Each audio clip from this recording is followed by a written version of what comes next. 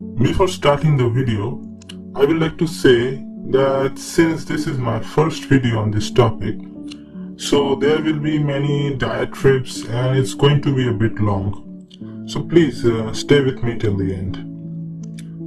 The farthest I could remember is when my mother used to force me to wake up in the early hours of the morning for school.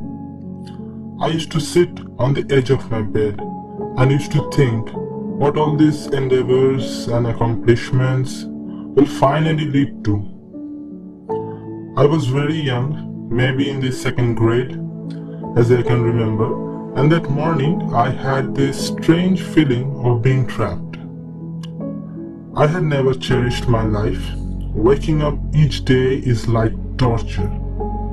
I hate mornings and I hated every morning of my life.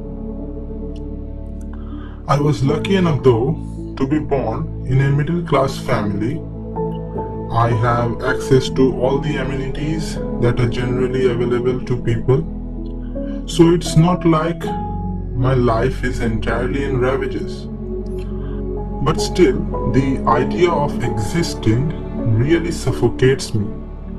I had never asked to be born, and even given the chance to choose, I would choose against birth.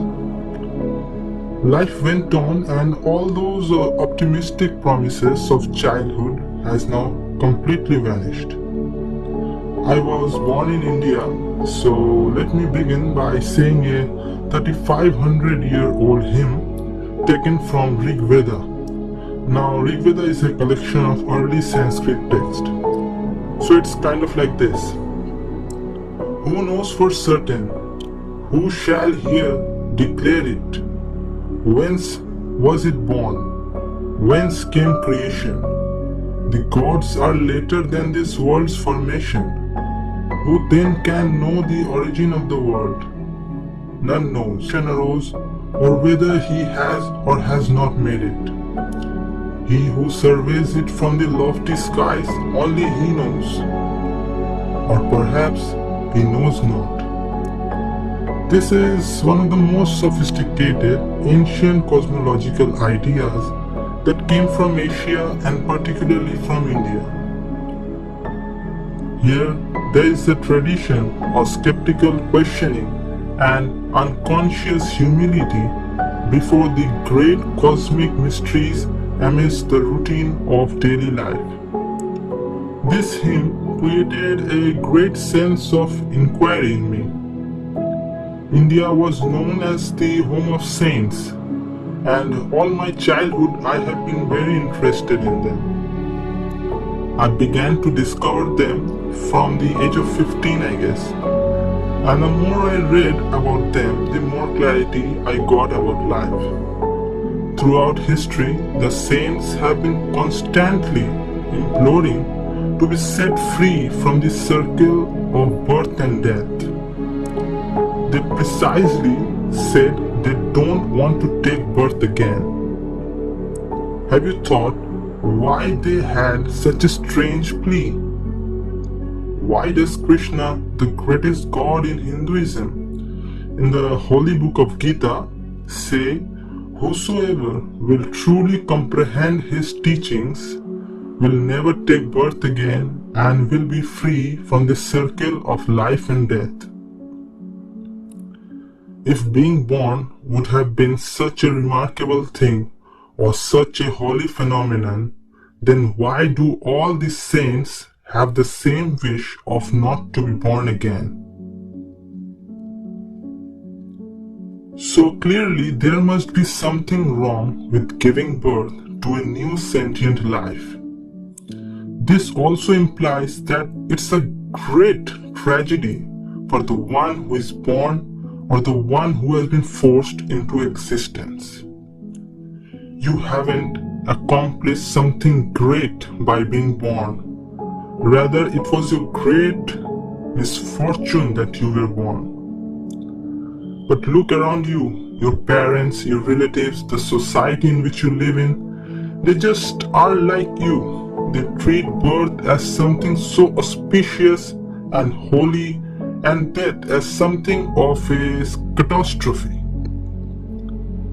Giving birth and taking birth is neither holy nor an event of rejoice. In Hinduism, there is a saying that a body is born with a never-ending greed, but with the innocence of a face of a baby. The capitalist and consumerist society in which we live in keep on telling us by their actions that we are of great importance. Have you noticed the message the shopping malls and the online shopping sites keep telling us? They tell us that our choices matter and that we are somebody. They don't question our decision, whether we are making an informed decision regarding its impact on the earth or not. We slowly then start to think that our choices are of great importance. We then never question our own choices. If we want to cut a forest, we are free to do it. If we want another sentient animal to be served as our food, we are free to do it. If our sexual hormones suddenly starts to flow, we are free to even rape. So all this importance to birth by the society and the people around you has in turn given birth to the ego inside you. You have built an impression that since your birth was celebrated by all, then you must also be of supreme significance. But the reality is that you are a disease that is born from the womb on this earth to annihilate all sentient life in the guiltiest possible way. And I am not preaching you, I am also that same monster. You need to realize that this life and this body is nothing but a prison where you have been forcefully brought into, and by procreating you will again bring a new life into this prison. In other words, you will again pass on the curse of your previous generation. People don't even give a thought to the ethics of bringing a new sentient life and just keep on breeding like rabbits. And if they are unable to conceive due to some reason, they get very upset and even run to the fertility clinics or find a surrogate to have a child. Hinduism and other religions keep on pointing out the fact that this earth is a place of pain and suffering, and there can only be reduction of suffering but never an absence of suffering. If you are finding yourself to be optimistic and joyful about your life, keep in mind that it is just a temporary decrease in pain and suffering, and it's not the true happiness. Even Christianity say that you have come here to repent and not enjoy. You aren't born in this prison for experiencing happiness.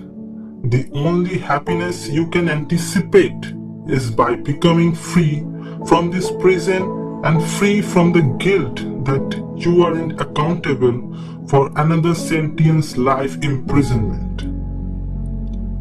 You see, the majority of the children that are born are just born like that. There is no proper rational reasoning involved in the decision. According to World Health Organization, 45% of the babies are accidental or unplanned, and the rest are planned though, and the main reason for the majority of the planned pregnancy is just because their neighbor or relative were having a baby, so they also joined the act. So basically majority of the birth that takes place are just a matter of accident.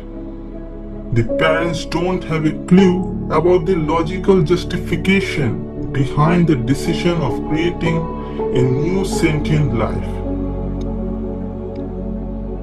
You are taking such a crucial decision of creating a child. Shouldn't you have the complete awareness behind the decision?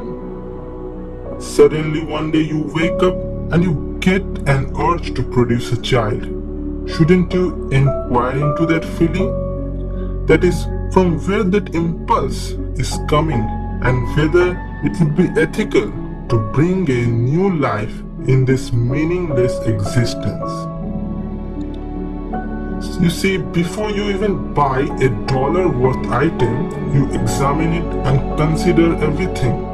But before taking such a crucial decision, you don't even think about it.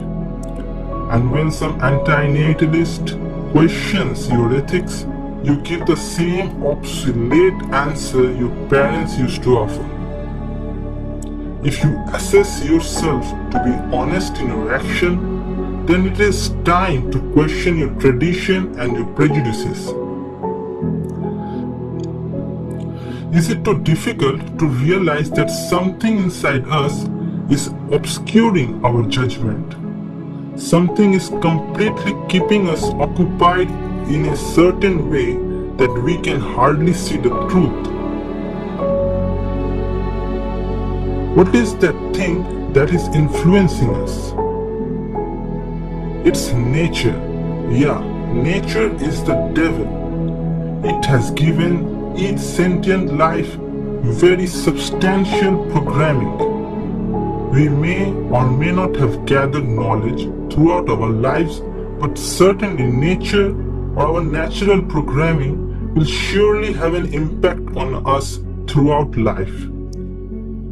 This biological programming by nature is even more powerful in women, because woman plays a very vital role in the evil gambit of nature. And what is that role exactly? The role of giving birth, taking care of the baby, providing nutrition and protection, and in turn keeping the cycle of birth running. This role is not just for the female of the human race, but for all the other sentient creatures. So to make women do all these things, nature has deliberately made women more body-oriented than men. Nature has made women more innocent, more compassionate, more caring, nurturing, and more sympathetic than men.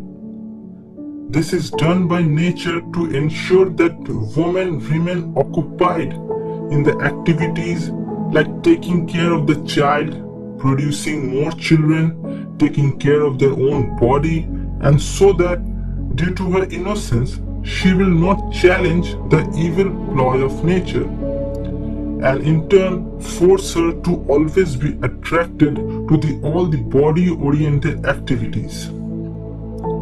Because without the 24-hour care of the mother, the future generation wouldn't come into existence.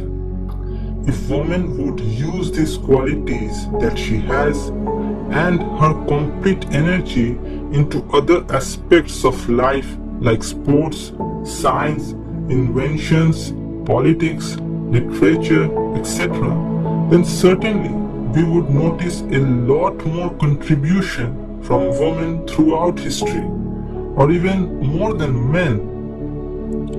Women need to understand that nature is not interested in their wellness. It has given them a very dominant instinct that doesn't let the majority of them achieve a greater level of consciousness. It just wants them to be always be consumed by these thoughts. Women are conditioned into thinking that to get admiration and attention, either they have to make their body desirable or they must be willing to do all the activities related to childbirth and nurturing of the kid and family, like cooking, laundry, etc. Without increasing your consciousness and awareness, you will never catch the whole conspiracy that nature is playing against you. In developing countries like India, society also has collaborated with nature and have conditioned women into thinking that their greatest asset is their body. Already nature has formulated women to have a more body-oriented mindset, and on top of that, the society has constantly encouraged women to stay inundated in the activities by which they can make their bodies more and more attractive, produce more and more children, and in India, especially male children. To all the women who are watching this, please understand that nature and society, that is, the majority of the men in the society, wants just to consume and exploit you. They aren't interested in increasing your consciousness by which you can move out of this instinct. And this is how women can be easily oppressed. Look at how easy it is to oppress you, as the men in the society are fooling you by constantly praising you for your beauty and that how beautiful and desirable your body is. Look at the majority of the songs, the plays, the dramas, the movies. All they want is to flatter you for your body, and you are designed by nature to feel good about all these things. Look at the majority of the lives of women. From morning till night, they are either occupied with their own body or their child's body or their husband's body. No matter what, all their energy is devoted to the nurturing of the body and to the creating of new bodies.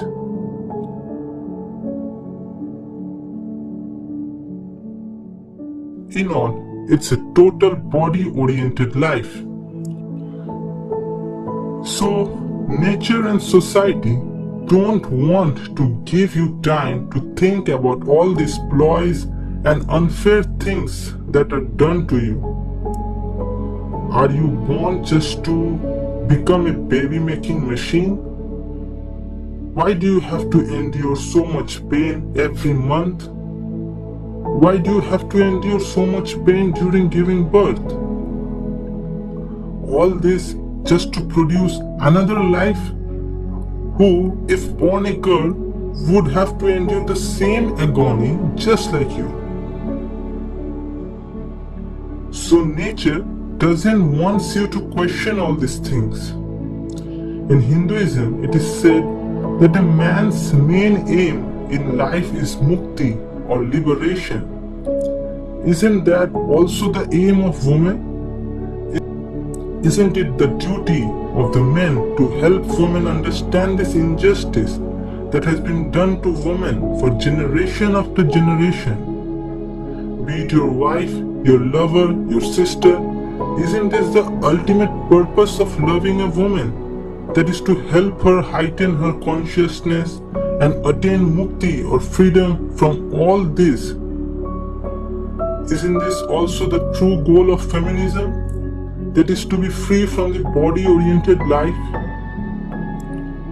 Not only women, but men also have this body-oriented conditioning. So, if at all we need to find partners or lovers in life, we need to find a person who would help us to increase our consciousness and awareness and not decrease it by any means. Have you noticed how boys call their girlfriends as baby? So majority of the girls who are listening to this day and night begins to think that she should possess some baby-like qualities to be more desirable to men. Look at how they talk like a baby and dress like a baby and always try to be dependent on someone just like a baby. A certain type of childishness can be seen in majority of the women And this childishness is not of innocence, but ignorance. I'm telling all this against women, not to taunt them, but to tell them that men do all these behaviors so that they can make women more and more immature, defenseless, and vulnerable by not encouraging them to grow their awareness or make them self-sufficient. The tragedy is that women have embraced it and even want to make this their asset. Tell me honestly, are the majority of the men in search of highly conscious and mindful girls?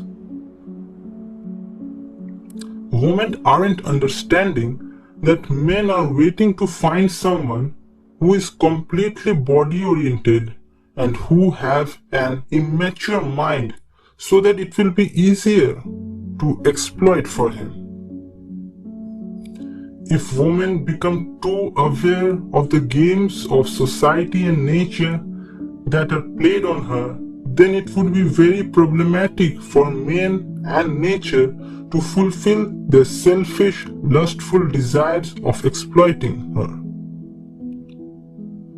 Men want a physically grown woman with a baby-like consciousness.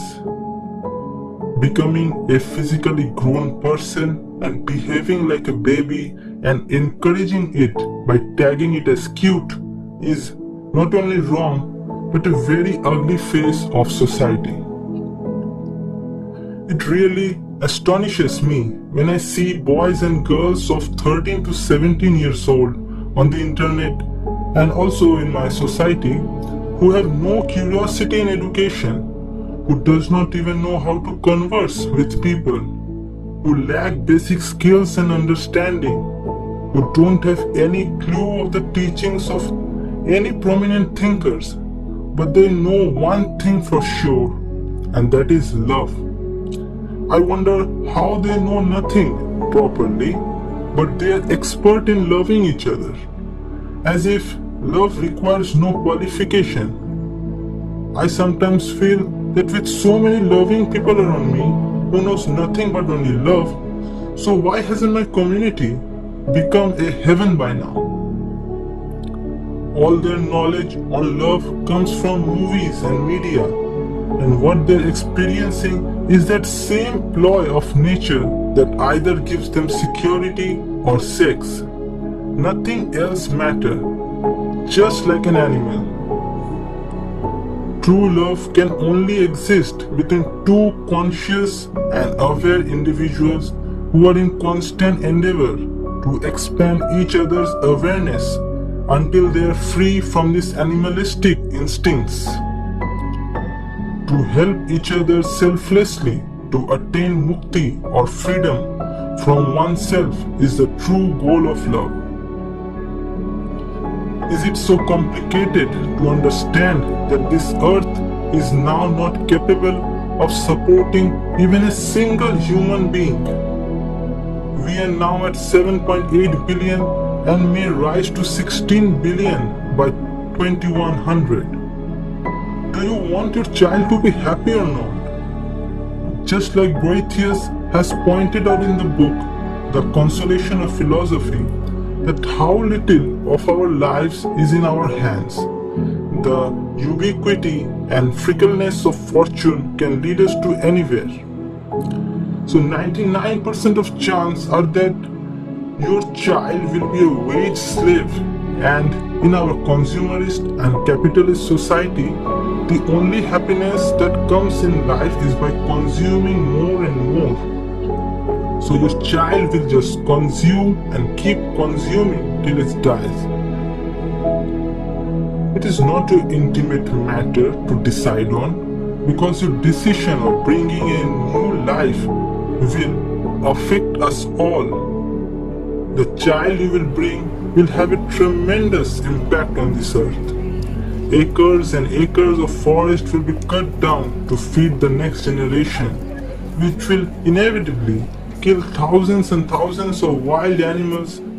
And if your future child will want to consume meat and dairy, then the impact is beyond my imagination. becoming parent is not good news. It's not auspicious. It's not something we should talk about with a smile and contentment. Rather, we should be alarmed. We need to teach the young boys and especially the girls that their body is not a baby-making machine and their self-worth is not linked to their motherhood, and teach them where the real fulfillment of life really lies. If you love children, then don't bring them to this earth just to work, consume and die.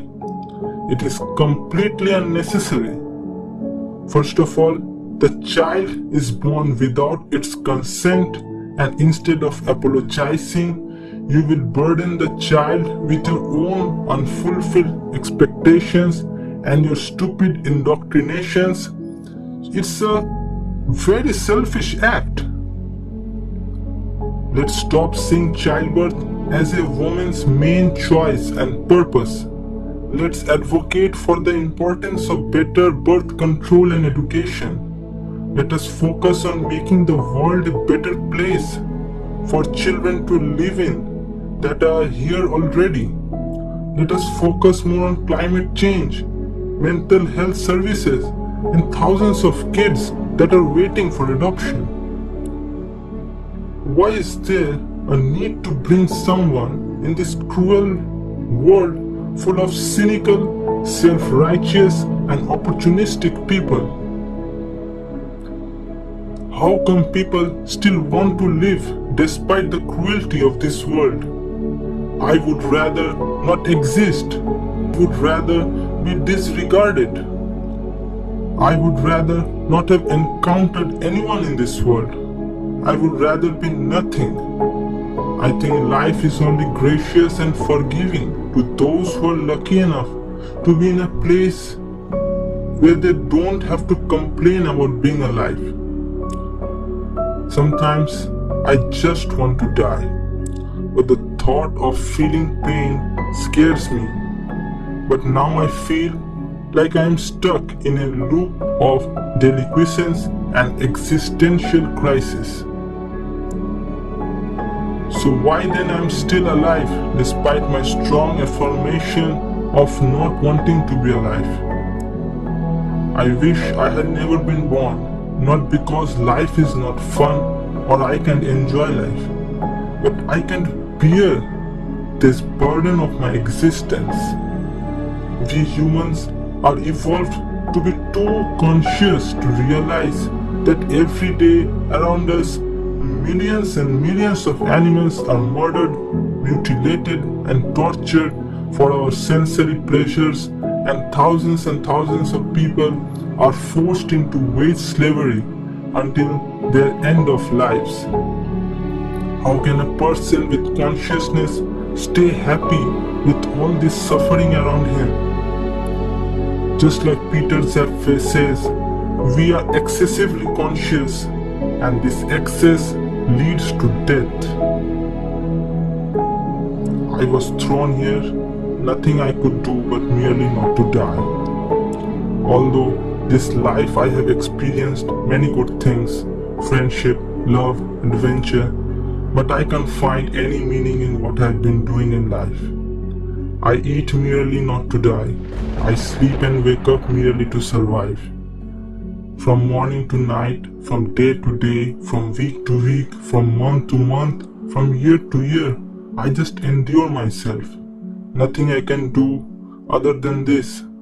I will keep doing it, no matter what, as long as I'm still alive. But if I could choose, I would choose not to be born at all. I would like to end with this representation of the creation of universe at the beginning of cosmic cycle. This is a motif known as the cosmic dance of Shiva. The god has 4 hands. In the upper right is a drummer whose sound is the sound of creation. In the upper left, it has a tongue of flame, a reminder that the universe now newly created will billions of years from now will be utterly destroyed. Creation and destruction. These profound and lovely ideas are created to ancient Hindu beliefs. Everything will inevitably come to a brutal end, and both science and religion advocates it. Then why can't we choose antinatalism, or more importantly, aphilism, and live this ugly game of life in the most gracious way possible?